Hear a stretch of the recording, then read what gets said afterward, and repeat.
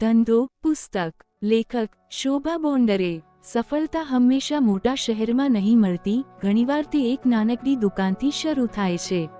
આજના પુસ્તકનું નામ છે ધંધો, જે ગુજરાતીઓના જોસા, વ્યવસાયિક વિઝન અને અજોડ મહેનતની સાચી કહાણીઓથી ભરેલું છે. આ છે એવા ધંધાર્થીઓની વાર્તા જેમણે નાની શરૂઆત કરીને વિશ્વની ઊંચાઈઓ સર કરી. 1. ધંધાનો અર્થ શું? ધંધો માત્ર નફાનો વ્યવહાર નથી. એ તો એક એવી યાત્રા છે જેમાં લાગણી, જોખમ, સમય અને પરિવાર બધું સામેલ હોય છે. આ પુસ્તકમાં દર્શાવવામાં આવેલા લોકો એટલે સાચા અર્થમાં સ્વપ્નદ્રષ્ટા. એક વ્યક્તિએ લોટ વાળીને શરૂ કર્યું, આજે મલ્ટી મિલિયન કંપનીના માલિક છે. 2. ધંધાની શરૂઆત નાની, સપનાનું કદ મોટું. ઘણાએ ધંધાની શરૂઆત ગેરેજ, ઘર કે ફૂટપાથથી કરી. એક્સ. જયશ્રીબેન, જેમણે રક્ષાબંધન માટે નાની વણાટ શરૂ કરી, આજે લાખો કમાય છે. સફળ થવા માટે પહેલી જરૂર છે વિચાર અને પહેલ કરવાની હિંમત. 3. વ્યવસાયમાં જોખમ ધમાકેદાર ફેરફાર. જ્યાં જોખમ છે ત્યાં પ્રગતિ છે. બહુધા લોકોનું પૈસો ખોવાયું પણ હાર ન માની. પુસ્તકમાં આવા ઘણા ઉદાહરણ છે કે જ્યાં માણસે લોન લઈને ધંધો કર્યો અને આજે સમ્રાટ બની ગયો. 4. વ્યવસાયમાં ઈમાનદારી સફળતાની ચાવી. લાભ પછી આવે છે, વિશ્વાસ પહેલા આવે છે. આમ બધાએ પોતાના ગ્રાહક સાથે મજબૂત સંબંધ બનાવી સફળતા મેળવી. એક્સ.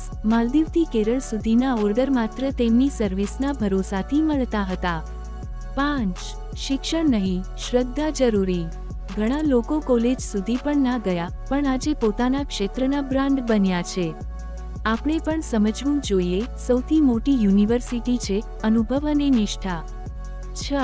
કુટુંબનો સાથ દરેક સફળતાની પાછળ. ઘણા ઘરના બધા સભ્યોએ સાથે મળીને વ્યવસાય ઊભો કર્યો. પુસ્તકમાં ઉદાહરણ છે કે કેવી રીતે પતિ પત્ની, ભાઈ બહેન મળીને ધંધો ચલાવે છે. ધંધો વ્યક્તિનો નથી, સમગ્ર કુટુંબનો યત્ન હોય છે. 7. જૂના વ્યવસાયમાં નવી દિશા. ઇનોવેશન છે બધું. પરંપરાગત વ્યવસાયમાં ટેકનોલોજી, ઓનલાઈન માર્કેટિંગ અને યુવાન વિચાર ઉમેરવાથી ધંધામાં ધમાકો થયો. પેપર પેકિંગ કરનારોએ એપ બનાવ્યા પછી અમેરિકા સુધી ઓર્ડર મેળવ્યા. 8. આજના યુવાન માટે શીખ. આજની પેઢી માટે આ પુસ્તક મેસેજ છે. કોઈ પણ વિચાર નાનો નથી, જો હિંમતથી શરૂ કરો તો સપનાનું આકાશ મળવાનું નક્કી છે. સપનાને આજથી જ લખો, નોટબુક પર નહીં, તમારા એક્શન પર. ધંધો માત્ર પૈસાની રમત નથી, એ તો જીવન બનાવવાની સફર છે. તમે પણ ધંધો શરૂ કરવા માંગો છો? તો પહેલા આ પુસ્તકે આપેલ શીખો સમજો, અને પછી તમારું ચેમ્પિયન ચેપ્ટર લખો. આવી પ્રેરણાદાયક બુક સમરી માટે મેજિક ઇન બુક્સ ને લાઇક કરો, કોમેન્ટ કરો અને સબસ્ક્રાઇબ કરો.